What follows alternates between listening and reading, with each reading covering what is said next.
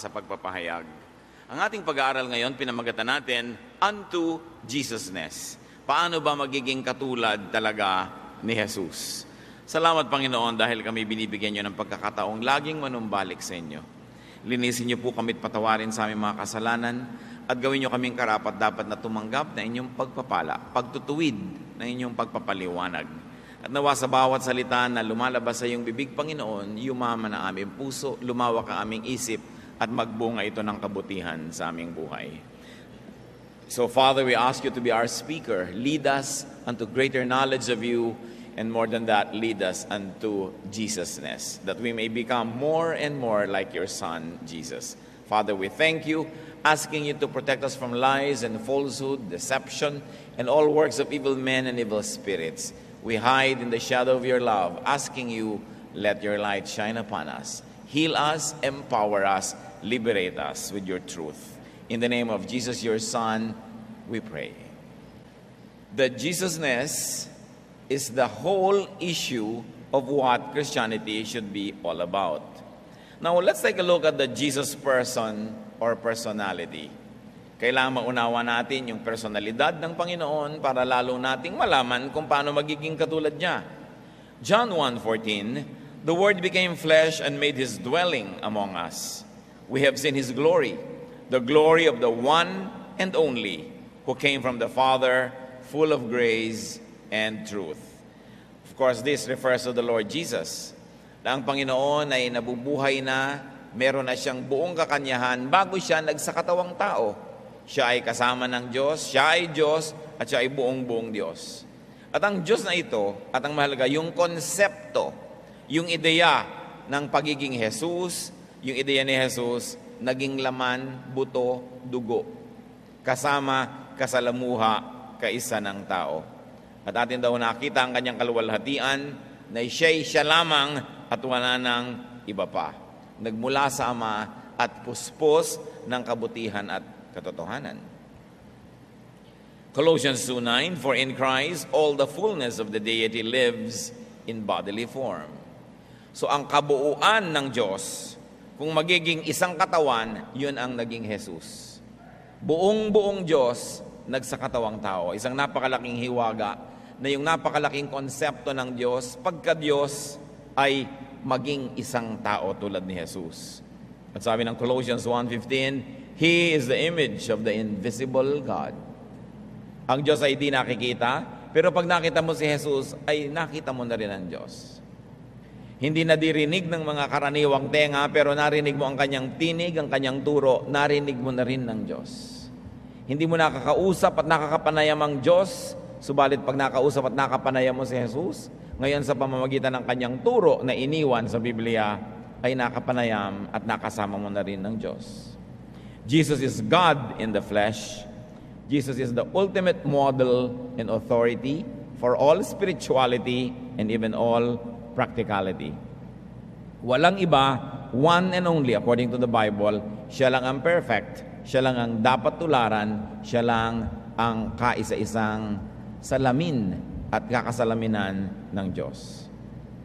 But when we look at the life of Jesus, Jesus is about newness. Napakarami mga bagay na puro tungkol sa bago, ang bagong Panginoon. The Jesus concept is about newness. Mark 1:27, the people were also amazed that they asked each other, what is this? A new teaching. Libu-libong taon ang kabihasnan ng Israel na buhay sa mga kaugaliang sinauna. Mga utos, katuruan na sinauna. Mga regulasyon at tradisyon na sinauna na hindi binago ni kapraso sa libong taon na dumaraan. Pagkatapos dumating si Jesus, anak ng Diyos, Diyos na totoo, at ang sabi ng mga tao, kakaiba ito, bago ito. Jesus is about new commands.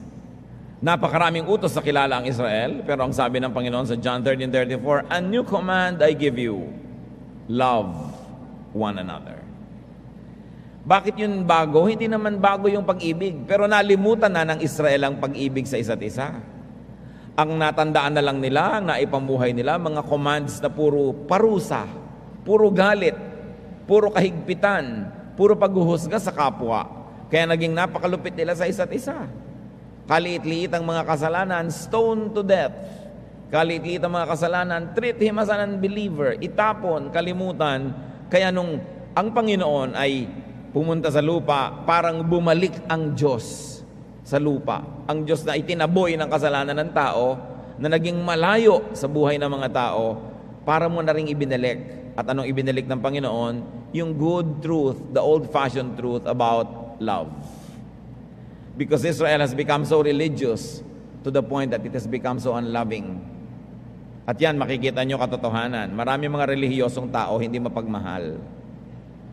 Pagka hindi ka na nakasunod sa ganitong regulasyon, sa ganong utos, hindi na, mababa na pagtingin sa'yo, galit na sa'yo, sisipain ka na, tatanggalin ka na para lang masunod ang regulasyon. Naging legalistic ang mga tao. Lagi nilang sasabi, sabi ni Moses, sabi ng Diyos, sabi ng ganito. But Jesus is about new interpretations and applications of Scripture and tradition. Sa Matthew 5, verses 21 to 22, 28, 34, 39, etc. Ang dami mga verses. Pinaulit-ulit niya ang temang ito. You have heard that it was said to the people long ago, but I say to you. May sasabihin siya na, sabi sa inyo A, pero ngayon sinasabi ko sa inyo B. Sinasabi sa inyo ng mga kautusan, ganito. Sinasabi ko sa inyo, ito yun. Hindi ganun. Mark 7:8, you have let go of the commands of God and are holding on to the traditions of men. Dito sa Mark 7:8, nilinaw ng Panginoon na ang mga nakaugalian ninyo, maging yung mga inakala ninyong utos ng Diyos, ay hindi talaga yun. Tinalikuran nyo ang mga tunay na utos ng Diyos at ang ngayon ang pinanghahawakan nyo na lang mga tradisyon ng tao.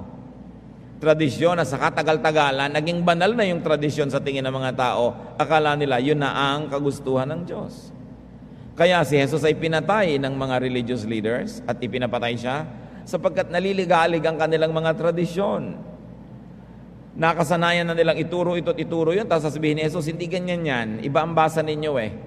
Nagiging unkind kayo, nagiging unhealthy na ang religion para sa mga tao. Yung pa naman mga priest at yung mga religious leaders ang nakikinabang sa buong ekonomiya ng relihiyon. So bakit nila gugustuhin mapalitan yun o maiba? Kaya galit sila kay Jesus.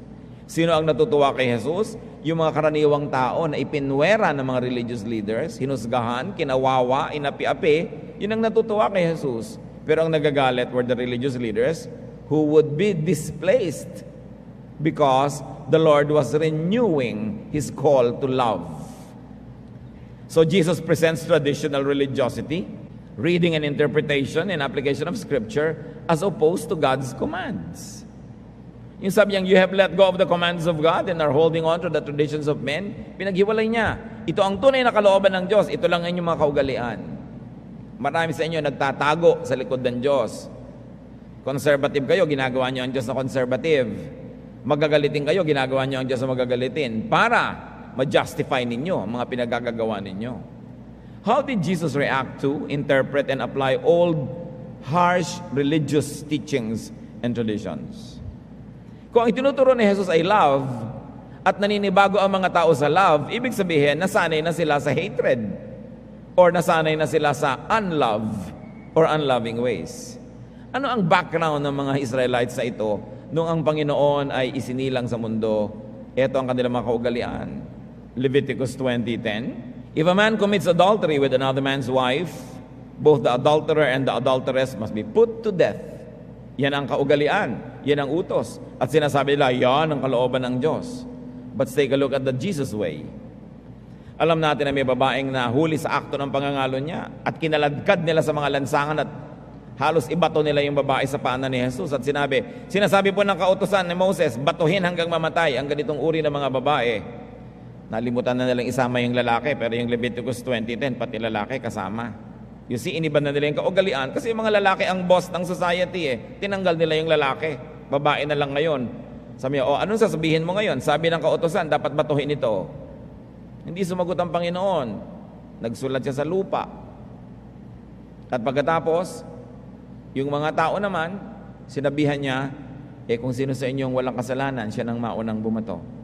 John 8:7, When they kept on questioning him, he straightened up and said to them, "If any one of you is without sin, let him be the first to throw a stone at her." You know the story, nobody dared. Walang bumato. So in effect, hindi ipinabato ni Jesus. Samantalang malinaw sa kaugalian at batas, batuhin. Kaya sabi niya, this is new. Kaya naninibago yung mga tao, kakaiba ito. At sinasabi ng mga pare, delikado ito. Mawawalan tayo ng papel pag ganito ng ganito. Madaling ang mga taong pag-donatin pag natatakot. Madali silang pagluwalin ng mga donasyon pag guilty. Kailangan laging pag-guiltyhin, laging takutin. Galit ang Diyos sa inyo, nagagalit ang Diyos pag donate kayo para matuwa ang Diyos sa inyo. Yun ang manipulation ng relihiyon. Kaya tuwang-tuwa ang relihiyon sa pagtuturo lagi ng masamayan, galit ang Diyos sa inyo. And religion presents God as a very angry God. That we have to be protected by the priests and by religion from God. Yun ang itinutuwid ng Panginoon. Jesus was person-centered, not process-centered. Not policy-centered. Na ito ang kaugalian, ito ang proseso, itong dapat gawin. Eh kung kayo yung babatuhin, kung nanay nyo yon, kapatid nyo yon, anak nyo yon, did Jesus change God's law? Or only man's interpretation and application of it? Was the traditional law really God's law? Yun ang sinasabi ni Jesus eh. Puro tradisyon kayo. Hindi nyo sundin yung tunay na diwa ng tunay na utos ng Diyos, which is to love one another. Why did Jesus teach, exemplify, and effect a new teaching or reading of the Jewish law and tradition? Why did Jesus give a new command to love others? Because there was too much law and very little love. And God is about balance. There was too much religion and very little spirituality. Because there is too much religion, therefore there is too much hypocrisy. Why? Why will you not be forced to be hypocritical when religion will punish you the moment you are less than perfect? So you will pretend to be all right. You will put all your sins underground. You will hide your true self. You will wear a mask. Therefore there was grave suffering. Too much repression and suppression only drives people underground. Pagka yung may sakit, tatakutin mo sa procedure na gagawin pagka nagpunta siya sa doktor, hindi siya pupunta sa doktor. Natatakot siya. Ayokong pumunta sa doktor, baka malaman ko may sakit ako. E samantala yung doktor, dapat nga pupunta ka dahil may sakit ka.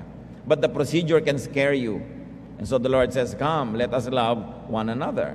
Let us change the procedure so that people will come out with what is real about them and we can heal them. This was the state of the law and tradition that Jesus addressed. And this was the state of the religious situation before and during Jesus' lifetime. Pag sinabi nyo nga ba, dapat sundin, there should be a literal and fundamentalist reading and application sa Bible. Kailangan bawat letra niyan implement. Sa inyong mga mahilig mag-implement ng mga paboritong ipagbawal at ipataw na parusa, subukan niyo ang mga verses na ito na sinabi ng Panginoon, hindi na dapat ganyan. Deuteronomy 21:18-21. If a man has a stubborn and rebellious son who does not obey his father and mother and will not listen to them when they discipline him, all the men of his town shall stone him to death. May matigas na ulo kayong anak, dali nyo dito, babatuhin natin hanggang mamatay. Death for a stubborn son. Gagawin nyo. E paano yung kung hindi nyo gagawin? Paano yung mga ibang punishments? Tulad ng Leviticus 20:27. A man or a woman who is a medium or spiritist among you must be put to death. So batuhin hanggang mamatay lahat ng manghuhula. Gagawin ninyo. Deuteronomy 17:2-5. If a man or a woman worshipped other gods, take the man or woman who has done this evil deed to your city gate and stone that person to death. So death for those who practice other religions. Kaya ang daming nagpapatayan dahil sa relihiyon. May patayin ang mga hindi natin kapanalig. Ang daming pinatay sa ngalan ng Diyos. Leviticus 20:13. If a man lies with a man as with a woman, they must be put to death. So death to same-gender lovers. Genesis 38:9-10. But Onan knew that the offspring would not be his. So whenever he lay with his brother's wife, he spilled his semen to the ground to keep from producing offspring for his brother. what he did was wicked in the Lord's sight, so he put him to death also. So death for withdrawal. Ang background po niya, namatay ang kapatid ni Onan, obligado siya ngayong pakasalan yung biyuda na asawa ng kanyang kapatid. Alam niya na pagka nanganak yun, magiging parang anak yun ng kapatid niya, hindi niya anak. So ang bubuhayin niya, yung linya ng kapatid niya, hindi yung linya niya. So ang ginagawa niya, kapag sila ay nagsisiping, he practiced withdrawal, and he was killed for it. You will wonder why. Numbers 15, 32 to 35. While the Israelites were in the desert, a man was found gathering wood on the Sabbath day. Those who found him gathering wood brought him to Moses and Aaron and the whole assembly. And they kept him in custody because it was not clear what should be done to him. Then the Lord said to Moses, the man must die. The whole assembly must stone him outside the camp. So here, death for gathering wood. Nangangahoy ng araw ng Sabat, papatayin. Sobrang daming ipinapatay ang ganyang mga paraan. Very tribal.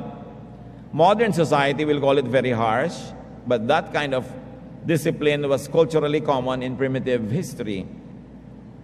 Dapat nating tingnan ang mga batas ng Israel sang-ayon sa kanyang kabihasnan nung ang mga batas na yun ay umiiral. Even law students will tell you that the laws of the land must enshrine the traditions and aspirations of the people. Nung unang panahon, ang Israel was an insecure, primitive civilization. Kailangan niyang maging ibang-ibang-iba sa mga ibang nasyon para siya mabuhay at magkaroon ng identity dahil kinakain siya ng kanyang mga kapitbahay. Kinakailangan niyang kumuha ng teritoryo ng may teritoryo dahil yon ang kanilang lupa na titirhan at kailangan nilang i-defend lagi yon.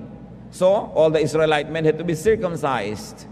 One of the probable reasons, para walang pwede mag-defect sa kalaban kung natatalo because you are marked for life. Meron silang mga kadahilan, yung survival ng nation, yung identity nila, laban sa identity ng mga iba. That's why the rules were very, very harsh. But over time, national boundaries strengthen, national identity gets established, and so those rules almost become irrelevant. But Israel in its primitive stage of nationhood had to be governed by very harsh laws. So Israel read, interpreted, and taught about God according to the needs of their nation at that time. Si Panginoong Jesus, sinabi na nga niya, huwag batuhin, be gentle, be kind. No, ang Panginoon ay wala na, what did the primitive church do? Once more, this is primitiveness. Ano po ang sabi ni Paul on rendering church discipline? 1 Corinthians 5:5, hand this man over to Satan. Ibigay kay Satanas ang mga nagkakamali, ang mga sumusuway. 1 Timothy 1:20, among them, Hymenaeus and Alexander, whom I have handed over to Satan to be taught not to blaspheme. So these were the acts of a primitive church. Bagong-bago ang church. It was really very primitive Christianity that was recorded and immortalized in Scripture. Will you do this now? Ano ang gagawin natin sa mga kumakain ng hipon, ng hito, ng pork, ng talaba, ng lobster, ng bagoong? Papatayin natin silang lahat. Ipinagbabawal din yan ng Leviticus. So yung di mga Kristiyano rin naman ngayon, namimili na lang, ito susundin natin, pwede nang kumain ng bagoong. Ito susundin natin, ito wag. Parang menu sa restaurant, namimili. So ngayon, ang conservative Christian will choose conservative verses to justify their conservativeness. Yung mga gustong manghusga sa kapwa, may makukuhang verse yan para husgahin ang kapwa. Pero yung gustong magpalusot sa sarili niyang mga kakulangan, may makukuha din siyang verse para siya magpalusot. Sasabihin niya, ay dineclare na ni Lord food, lahat ay clean. O di sige, kainin mo dahil Kristiyano ka na. Pero yung mga ibang Leviticus laws, gusto mong i-apply sa kapwa mo. Lalo't kung ikaw, kayang-kaya mo nang sundin yun, pero yung hindi makasunod, huhusgahan mo according to Leviticus. Namimili-mili ka na lang yan. Yung iba naman, may paborito lang ipairal at ipagbawal. No? Yung mga iba, i-implement nila yung konti lang, hindi lahat. Abay, kung i-implement mo lahat. Kung hindi naman lahat, alin? Kaya dumating si Jesus. Matapos ang napakatagal na hirap ng mga tao, napataw ng relihiyon sa kanila, sabi ni Lord, I came that they may have life and have it to the full.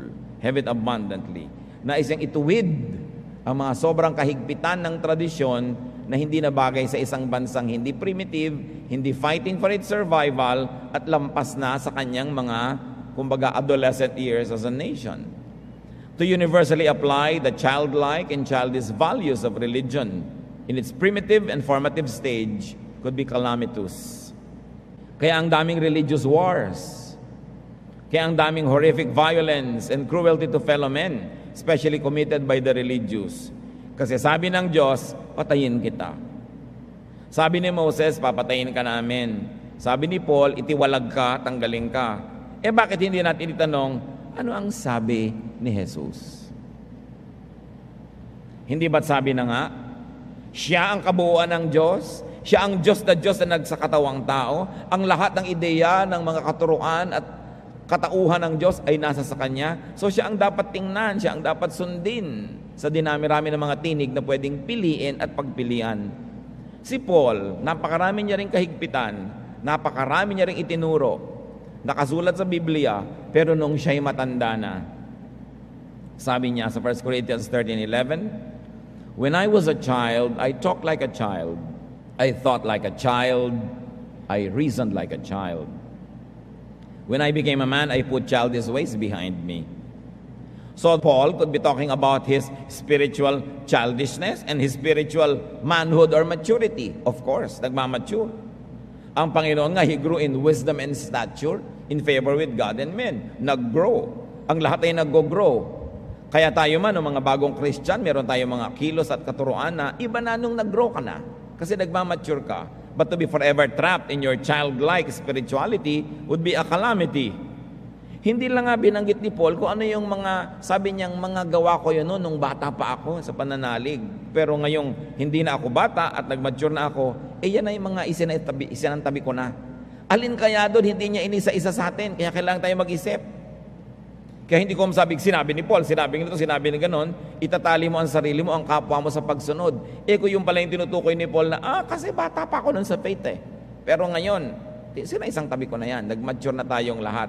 Baka naman sinasayang mo buhay mo, hinihigpitan mong sobra ang kapwa mo sa isang katuruan na childlike katuruan pala yan nung hindi pa siya nag-grow, nung hindi pa siya fully developed as a man of God.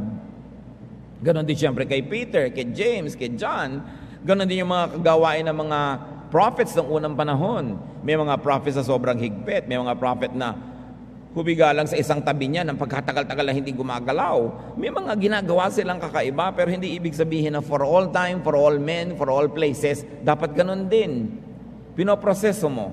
Kaya ang sabi ni Lord, truth sets free. I am truth, sabi niya. Most of the stories, actuations, teachings, and styles of New Testament Christianity happened and were written when the church and its leaders were very, very young in the faith. Bago yung pananalig, inilalapat nila sa isang napakamakalumang kultura ng Israel at inilalapat nila sa isa namang masyadong modernong kultura outside of Israel. Siyempre, maraming adjustment na ginagawa at maraming learning to do yung mga disciples. Alam niyo naman na kahit nung kasama sila ng Panginoong Jesus, hindi lang sila tinanggap sa isang village, yung isang disciple, sabi niya, magpapaulan po ba kami ng apoy? And they could have done it because they had the power, pero childlike yung paggamit ng power na yon. At sabi ni Lord, no. Ba't kayo magpapaulan ng apoy? Lipat na lang tayo sa kabilang barangay. Welcome tayo doon. Pagpag nyo na lang yung mga paapaan nyo dyan, iwan nyo yung alikabok sa kanila dahil ayaw nila sa atin. Pero ang higpit ng mga disciples, magpapaulan ng apoy. Ngayon, kayo mga disciples lang lagi ang papakinggan mo, especially in their childlike stage of spiritual development, what will happen to your theology? You'll be unkind. You'll be vindictive. You'll be super strict. No one can enter the kingdom of God pagka ikaw ang tao sa pinto. What changes in approach? What changes in style would have been made after becoming men and giving up childish ways? Hindi inisa-isa sa atin, kaya tungkulin natin ngayon sa ating sarili at sa isa't isa na suriin, pag-aralan. At ang basihan natin, si Jesus, ang anak ng Diyos, ang Diyos na totoo, ang Diyos na nagsakatawang tao. Ano ba yung style niya? Kung meron tayong dapat kopyahin, laging i-quote, siya dapat. Madalas isang kala ng mga tao ang Diyos, especially those who are immature or those who like to assert authority over others. Sabi ng Diyos. Yan ang lagi na lamang nating madirinig na mga patotoo o mungkahi ng iba. I-consider pa natin ang ilang halimbawa. Deuteronomy 22:13-14 and 20-21. If a man takes a wife and after lying with her dislikes her, saying, I married this woman but I did not find proof of her virginity, and no proof of the girl's virginity can be found, she shall be brought to the door of her father's house, and there the men of the town shall stone her to death. Isa kang babae nagpakasal at sa inyong honeymoon ay hindi ka nag-bleed. Sasabihin ng lalaki, parang hindi siya virgin, isoli sa tatay, tatawagin lahat ng mga tao at babatuhin siya hanggang mamatay sa pintuan ng bahay ng kanyang ama. That's the law for you. Death for a suspected non-virgin. Paano kung mahilig ka lang umakyat ng puno noon, mamitas sa mga halaman at kung ano-ano pa, kaya tuloy hindi ka na kailangan mag-bleed? Paano kung ballet dancer ka? O kaya ika-isang athlete, edi ngayon babatuhin ka hanggang mamatay dahil pinagsuspetsahan ka lang. This of course empowered and gave immeasurable advantage to men. Leviticus 15:19-24. Kaya yung nakaraan, isang pinakamatayog na ambisyon ng mga babae, patunayan that they are virgins. Baka sila mabato hanggang mamatay eh. Biro mo yung buong buhay mo, wala kang inaatupag kundi patunayan lang na virgin ka. Masyadong natitrivialize ang iyong pagkatao for the pleasure of a man. Leviticus 15:19-24, when a woman has a regular flow of blood, read menstruation, the impurity of her monthly period will last 7 days, and anyone who touches her will be unclean till evening. Anything she lies on and anything she sits on will be unclean. Whoever touches anything she sits on will be unclean. Consider that pag sinasabi niyong unchanging words. Ngayon, pagkakain kayo sa mga restaurants, magdala kayo ng silya nyo. Baka yung uupan nyo, may umupo doon na magme-menstruate. You will be unclean. Sa bus, huwag kayong uupo. Baka may umupo doon na babae. Di ba? Na meron pala siyang monthly period. You will be unclean. You see what will happen if you took all of these things literally and applied all of these things for all ages and for all time. Merong kakanyahan, merong effectivity, at merong power itong mga ito doon sa konteksto ng kultura kung saan ito umiral. Pero naiba na yun sa napakarami mga panahon. Hindi mo pwedeng basta na lang kunin sa Biblia at apply sa buhay mo ngayon yan. Kasi iba ang iyong realidad. So this is uncleanness to all. Of course, caused by women. So we should bring our chairs. Sa susunod, pagka naniniwala kayo sa Leviticus 15, magdala kayo silya nyo dyan. Hindi nyo alam kung sinong naupo. Di ba? Hindi nyo alam kung anong kanyang kalagayan. Deuteronomy 24:5, if a man is recently married, he must not be sent to war or have any duty laid on him. For 1 year, he is to be free to stay home and bring happiness to the wife he has married. So mga military men, you want a 1-year vacation, get married. Bakit ganyan ang mga batas nila noon? Kasi gustong-gusto nilang dumami. Bakit? Ang konti-konti nila, tapos nakikipagyera pa sila sa lahat ng kapitbahay. Lahat ng mga tao galit sa kanila, so kailangan silang dumami. So ngayon, mag-aasawa ka, 1 year ka ngayong mag-honeymoon para makatiyak na magkakaroon ka ng maraming anak. Ang daming batas ng Israel para magkaanak ang mga tao. Kaya galit na galit sila doon sa mga hindi nag-aasawa. Kasi kailangan silang dumami. Kasi ang konti nila noon kung ang dami-dami nyo na, anong gagawin mo ngayon? Baka babaliktarin mo na. Diba? Pepremyuhan mo na yung hindi masyadong marami dahil wala na kayong makain. Yung espiritu ng batas hindi nagbabago, pero yung mga salita, letra ng batas, nababago. Kasi the true spirit here is to preserve the nation. Kaya kailangan dumami. Pero pag sobrang dami na kayo, how do you preserve? Dapat kumonti naman kayo. So naiiba yung anyo, pero isa pa rin yung layunin, ang inyong ikabubuti. It served national interest. Remember that Israel was tribal, primitive, and insecure at that time. Enter Jesus. Sa ganitong uri ng climate na lahat na lang bawal at lahat napapatay, nababato, Matthew 5:17, sabi ng Panginoon, do not think that I have come to abolish the law or the prophets. I have not come to abolish them, but to fulfill them. Fulfill? Sabi nga ng law, batuhin hanggang mamatay Tapos ngayon, hindi niya ipinapabato. Fulfill? So yung pala ang fulfillment of the law. It's loving, kind, accommodating interpretation. Nakikita natin na siya na mismo ang may sabi na hindi siya dumating para burahin, baliwalain ang katuruan. Yung palang ginagawa ni Jesus sa parang pagbaligtad, yun ang tunay na katuruan. Ibig sabihin, yung mga tao ang bumaligtad sa katuruan. Yung sobra nilang pagiging religyoso, yung control sa kanila ng mga religious leaders, yung kanilang superiority over other people, ay mga katotohanang sobra nilang in-exaggerate to make themselves feel good about themselves and to make themselves and to justify themselves in doing whatever they wanted to do. Kaya nalito ang mga tao pagdating ni Jesus. Katulad siguro ng ilan sa atin ngayon, baka kayo nalilito.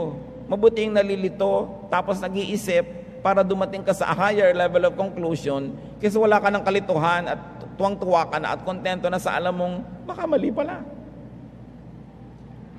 Sabi ni Jesus, wala akong nilalabag. Dumating ako para to pa rin lahat. Pero di ba mukhang nilalabag niya? Therefore, ang nilalabag lang niya yung interpretasyon ng Israel. Hindi yung tunay na diwa ng Diyos. That's why unto Jesusness ang ating goal. To be like Jesus. Not to be like Israel only, not to be like Peter or Paul, or not to be like Jeremiah or Moses, but to be like Jesus, because He is the Son of God. He is the fulfillment of the law and the prophets. He is God in the flesh. And you know that Jesus never prescribed death, nor harshness to anyone committing those acts. Yun pala ang fulfillment of the law of love, the law of God's acceptance of people, the law of God's kindness and gentleness towards His people. So what is the Jesus way? The Jesus way receives and accepts the lost, the so-called sinners, the weak. Luke 19:10, for the Son of Man came to seek and to save what was lost. Sa religious tradition ng Israel, yan yung mga puwera, hindi kasali. Kasi lost, sinners, weak. Kay Lord, sila yung focus ng kanyang ministry. So that Jesus hang out with sinners. Luke 7:39, when the Pharisee who had invited him saw this, he said to himself, if this man were a prophet, he would know who is touching him and what kind of woman she is, that she is a sinner. Merong babaeng nagpupunas ng paa ng Panginoon, iyak ng iyak doon, dahil nakakita siya ng kalayaan at pagtanggap at pag-ibig sa Panginoon. Sabi naman nung lalaking Pharisee, hindi talaga propeta tong Jesus na to. Kung alam niya, hindi niya papayagang hawakan siya ng babaeng ito eh. Kasi hindi sila pumapayag pahawak. Separate talaga sila. Pero ang Lord pumayag. So yun pala ang fulfillment of the law. That you accept people that this very, very conservative religious people shun and drive away. Jesus welcomed sinners. The Jesus way loves the weak, especially the religious outcasts. Hindi para konsentihin, hindi para turuang sige, ituloy niyong mali ang buhay niyo, kundi una, tanggapin. At pagkatanggap, mahalin, turuan, akayin. At kung magkamali, patawarin, akayin muli. Kaya sabi ni Peter, Lord, ilang beses kung papatawarin ang kapatid ko nagkakasala? 7 po. Sabi ni Lord, no, 7 times 7. And of course, it's not really 49. It means perfection. It means lagi ka magpatawad. Walang patakaran, walang hangganan. Kaya nga, nanibago ang lahat sa Kanya. The Jesus way saves people from needless guilt and hypocrisy. The Jesus way reaches out to people. It was accessible. It teaches, forgives, and loves people. And the Jesus way accepts people so they will accept themselves and others. When you don't accept people, you also teach them to reject themselves. And when people reject their own selves, they get sick. They become emotionally and mentally sick. Nagkakaroon sila ng ang dami-daming complexes. Nagkakaroon sila ng mga personality disorders, maladjustment. Nagkakaroon ng mga depression, feeling of guilt and alienation, separation from people. Ang daming anxieties. Kasi nga, hindi nila matanggap ang sarili nila. Bakit? Kasi hindi sila tinatanggap ng kanilang kapwa. Lalong-lalo kung hindi ka tinatanggap ng sarili mong magulang, sarili mong kapatid, sarili mong pamilya, anong mangyayari sa iyong personalidad? We were born kasi loving acceptance. We were born to be with people and to be with God. God created everything for fellowship. Lahat ng uri ng lungkot ng tao, isa lang ang pinagmumulan, separation from others. Kaya hindi mo gusto yung mga snob, di ba? Bakit? Pag snobby sila, puwera ka. Kaya gusto mo yung humble kasi tatanggapin ka. Kaya ayaw mo sa proud kasi baka hindi ka tanggapin. Kaya tayo nagagalit sa mga nagre-reject sa atin. Kaya may etiquette so that we will be more accommodating and kinder to people. Lahat ng saya ng tao dahil sa pakikikonekta sa kapwa. At lahat ng lungkot ang pinagmumulan lang disconnection from others. But yung iba nalulungkot pag wala silang pera, kasi pag wala silang pera, konti ang kaibigan nila, ayaw sa kanila ng mga tao, you want people to be together. Pagka nag-goodbye na kayo, malungkot, tingnan nyo sa airport, sa departure area, bumabaha, luha yun. Diba? Sa arrival area, ang saya-saya. Kasi lungkot ang paghihiwalay. Kaya sa mga ospital, yung talagang, yung mga delikadong mga sakit, nandun sa ang lungkot-lungkot na floor. Gusto nyong sumaya sa ospital, doon kayo mag-check-in at magpa-admit sa ward ng mga bagong panganak. Kasi doon masaya, lahat ng dumadating, may mga regalo, may mga lobo, pero yung mga, ang lubha-lubha, ang lungkot-lungkot ng mga floor na yon. Kasi may dumating na tao, we connect. May aalis sa tao, we disconnect. Sadness. Pag sobra kang mahigpit, actually, hinihiwalay mo ang tao sa'yo. Hindi ka pwede kasi ganyan ka lang, hindi ka pwede ganyan ka lang. Nakikita niyo yung mga building, sando and sleepers not allowed. So kung naka-long sleeve kayo, may sando sa loob, hubarin niyo muna yung sando kasi sando not allowed. No? Biruin niyo yun, hindi pwede pala na may suot kang sando. So puwera ka, ayaw natin ng mga ganon. Kaya yung mga politiko, di ba, mabantot ka, ang gulo-gulo ng buhok mo, ang dumi mo, yayakapin ka para bumoto ka sa kanya. Kasi connection yun eh. Kaya ayaw natin ng mga nagwawang-wang-wang kasi iba kami, iba kayo. Tumabi kayo dyan, kami lang ang bida. Separation. Pag ang tao sobrang mahigpit, sobrang conservative, ang ini-encourage niya separation. Kaya gusto natin yung friendly, smiling, cheerful, because they welcome company. At alam niyo ng Panginoong Jesus, that's why He welcomed people.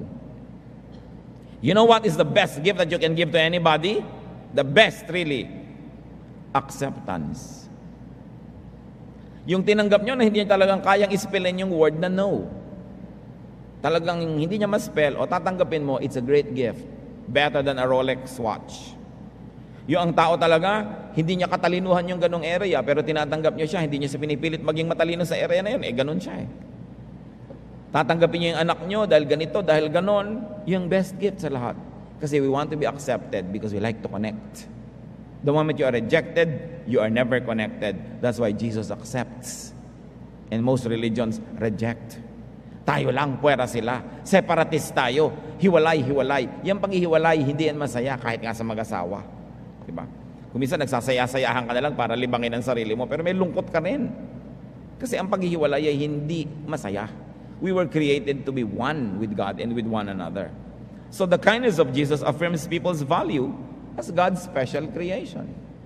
Matthew 11:19, the Son of Man came eating and drinking, and they say, here is a glutton and a drunkard, a friend of tax collectors and sinners. Biruin niyo, sabi ng mga critics, si Jesus daw, friend of tax collectors and sinners. So if you are a Jesus follower, if you're a Christian, edi dapat friend ka rin of tax collectors and sinners. Kasi yung master mo, friend of tax collectors and sinners eh. Tapos ikaw ang arte-arte.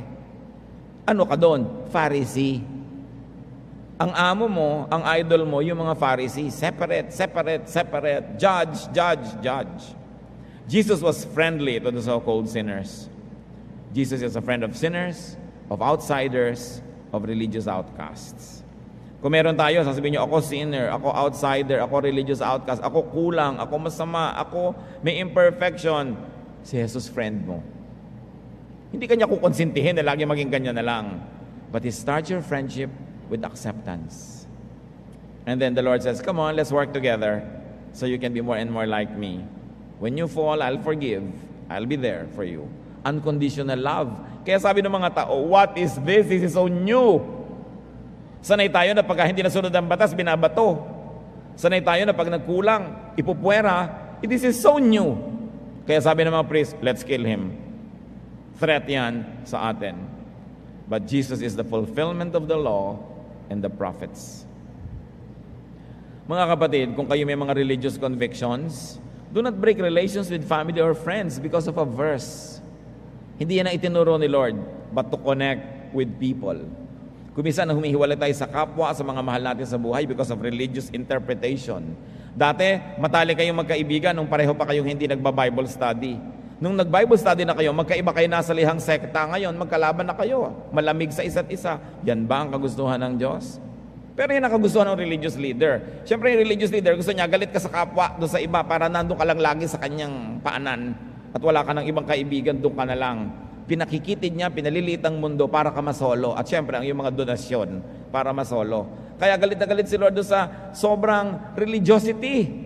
So niya, ina-exploit niya na ang mga tao, inuuton niyo na sila para sila pagsamantalahan. At pinapalaya ng Panginoon yung mga tao, kaya nagagalit sa kanya ang relihiyon. Alam ng Panginoon, pagod na ang mga tao sa relihiyon, 1,000 taon ng pahirap. Matthew 11:28, sabi niya, "Come to me, all of you who are weary and burdened, and I'll give you rest." Niya, pagpapahingahin ko kayo. Nakakapagod din naman bumato, di ba? Sa dami na lang ng babatuhin, mapapagod ka na eh.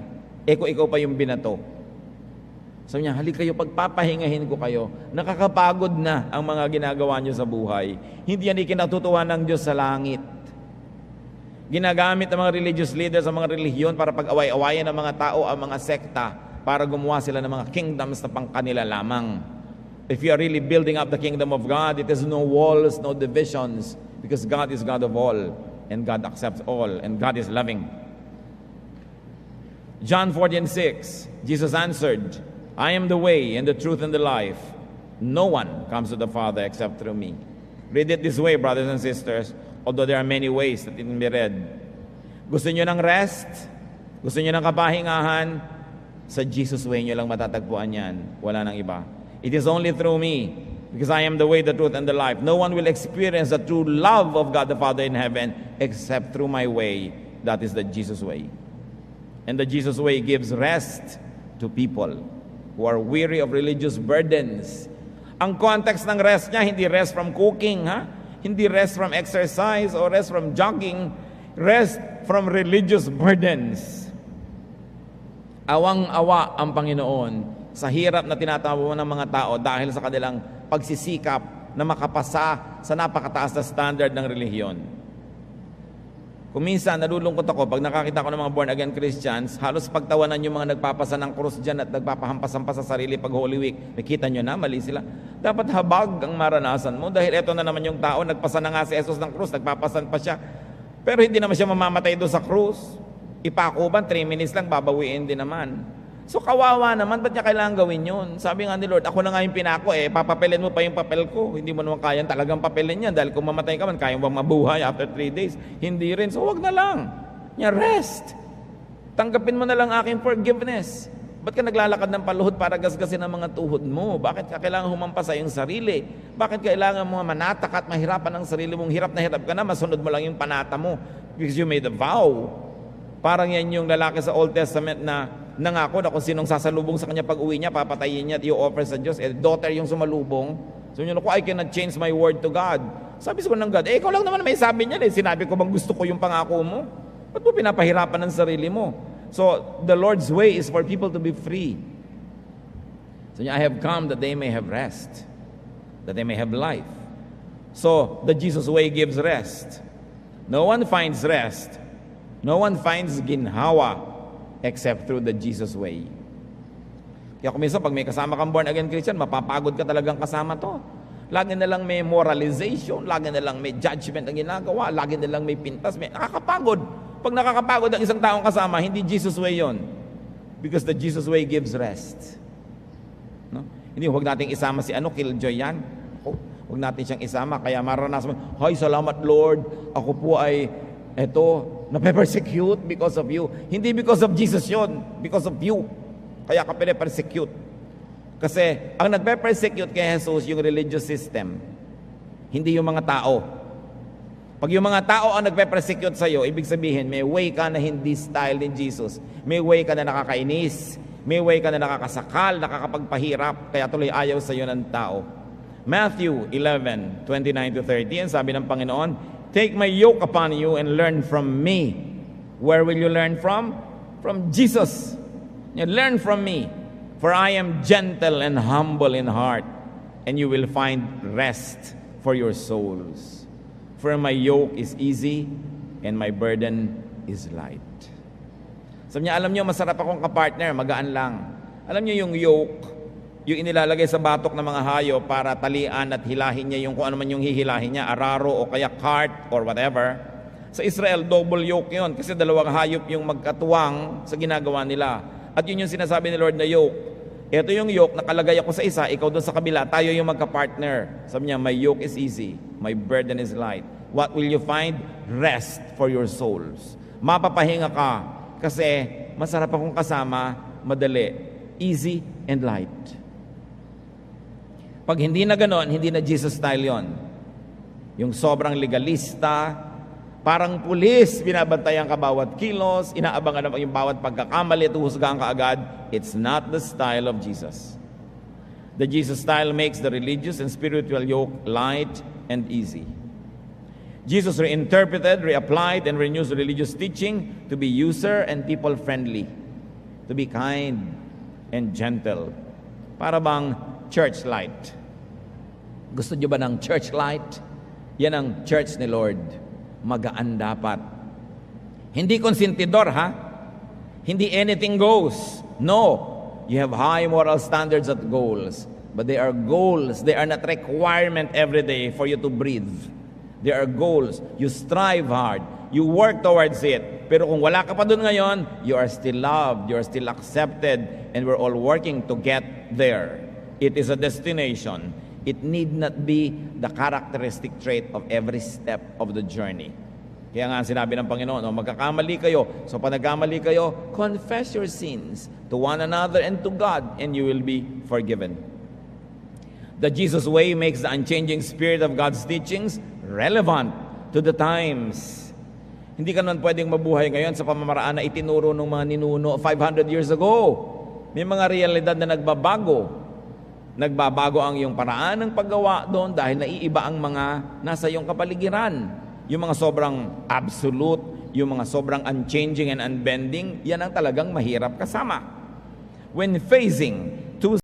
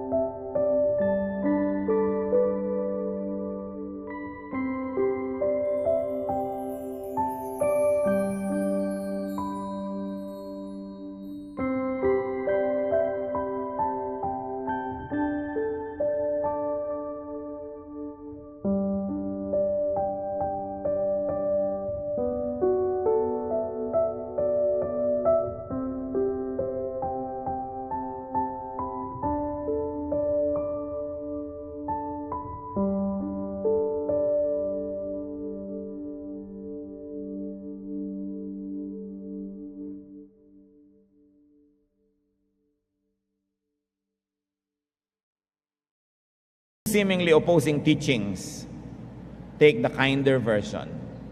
Take the kinder way. It's the Jesus way. Mga kapatid, pag meron kayong choices, ito sobrang higpit, ito nakakapagpalaya, ito judgmental, ito kind and accepting. Piliin niyo yung way ni Lord. Ang pipiliin niya dyan, yung accepting, yung loving, yung kind, yung maluwag. Yung iba, pamamaraan ng mga propeta, pamamaraan ng mga ilang disciples. Pero hindi naman sila ang anak ng Diyos. Si Jesus ang anak ng Diyos. At kung tamang-tama lahat ng katuruan at ginagawa, bakit pabababa ang Diyos sa lupa at magsasakatawang tao? Dumating nga para itama ang mga napamalina sa pagdaan ng panahon. Kaya dapat pakinggan. The Jesus way empowers people to gather treasures in heaven and on earth. Pag tinignan niyo mga katuruan ni Jesus, hindi puro yung heaven, heaven, heaven. Meron din siya mga ginhawa, mga kaligayahan, mga kasiyahan na panglupa na gusto niyang maranasan ng mga tao habang sila'y nasa lupa. Kaya wala kang lugi. Kuminsan okay nga, puro espiritualidad, puro kabilang buhay ang iniisip mo at itinuturo, pero yung buhay na ito, luging-lugi ka na. Hindi ka na nakakain ni masarap na ampaw kasi lagi ka na lang nagdurusa, nagtitiis. Lagi ka na lang nagtitimpi kahit hindi naman dapat timpiin. So life here and there. Kasi sabi ni Lord, I came that they might have life and have it abundantly, have it to the full. The Jesus way is not unkind conservatism, but loving and empowering radicalism. Radical talaga ang pamamaraan ng Panginoon. Ang conservative, yung religious system ng panahon niya. Si Jesus ngayon siguro, kung makikisalamuha, makikisama sa ating mga lakaran, kasama siya ng mga radikal, hindi ng mga conservative. Kasi nung panahon nga siya, hindi siya sa conservative sumamay. Kasi yung mga conservative nga, sobrang nakakasakal kasama. He was with the so-called sinners. He was with the radicals. Kung minsan yung mga Kristiyano, ang layo-layo natin kay Kristo, and we call ourselves Christians. The Jesus way engaged and rebuked the religious system of his time that has become calloused, unkind, legalistic, and formalistic. Religion had become self-serving and sadly self-damaging. Kaya ang sabi ng Panginoong Jesus sa Matthew 23:15, woe to you, teachers of the law and Pharisees, ye you hypocrites! You travel over land and sea to win a single convert, and when he becomes one, you make him twice as much a son of hell as you are. Biruin nyo yung napakasakit na salita, ibinigay niya sa mga religious leaders. Sumpain kayo, mga guro! Pabiyahe-biyahe pa kayo, patawid-tawid pa kayo ng dagat, paakyat-akyat kayo ng bundok para may ma-convert. Pero pag na-convert nyo sila, ginagawa nyo lang silang mas masahol pa kaysa sa inyo. Twice as much a son of hell as you are. Buti na lang hindi sila narating ng inyong ebanghelyo. Buti na lang hindi sila narating ng inyong turo. Dahil ang ginawa nyo yung judgmental, ginawa nyo yung separatist, ginawa nyo yung malupit sa kapwa. Buti na lang huwag nyo na silang galawin. Yun ang sabi ng Panginoon. Kaysa mas masahol pa ang inabot nila. Kuminsan mga kapatid, meron ako makikita sa mga malalayong baryo natin, may maliit na church doon na Christian church. Dapat sana 100% na ako natutuwa. Wow, may Christian church dito. Pero kahit ako natutuwa na may church doon, may lungkot din sa puso ko. Kasi alam kong hyper-conservative yung church na yun, kawawa naman na magiging mga member. Gagawing judgmental, gagawing separatist, gagawing holier than others, gagawing self-righteous, at ilalayo sa ibang mga mananampalataya din kay Jesus, at papapaniwalain na sila lang bukod tangi ang papakasalan ni Jesus sa langit, at sila lang kaisa-isang tama. Nakakalungkot yung ganoong collateral damage. Nakakatuwa na sana, narating ng Bible yung mga tao, pero ang dumapong sekta, saksakan ng higpit, saksakan ng self-righteous, malalayo sila sa kamag-anak sigurado, malalayo sa mga iba ring mananampalataya at Kristiyano, kasi isa-separate. Sad. But by leading people to newness, Jesus did not change the spirit of God's law. He only changed its letter and form. The Lord brought it back to its original intent, which is kindness, goodness, gentleness. John 10:10, the Lord says, I have come that they may have life and have it to the full. Kailangan buo, masaya, kumpleto ang buhay.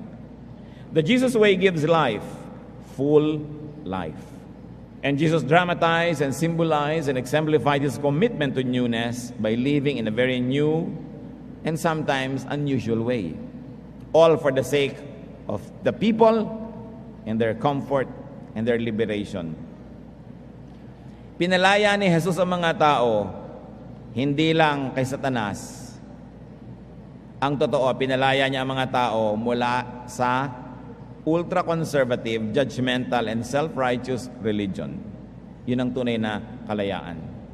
2 Corinthians 3:18, and we are being transformed into His likeness with ever-increasing glory. So ano dapat ang transformation ng isang Kristiyano?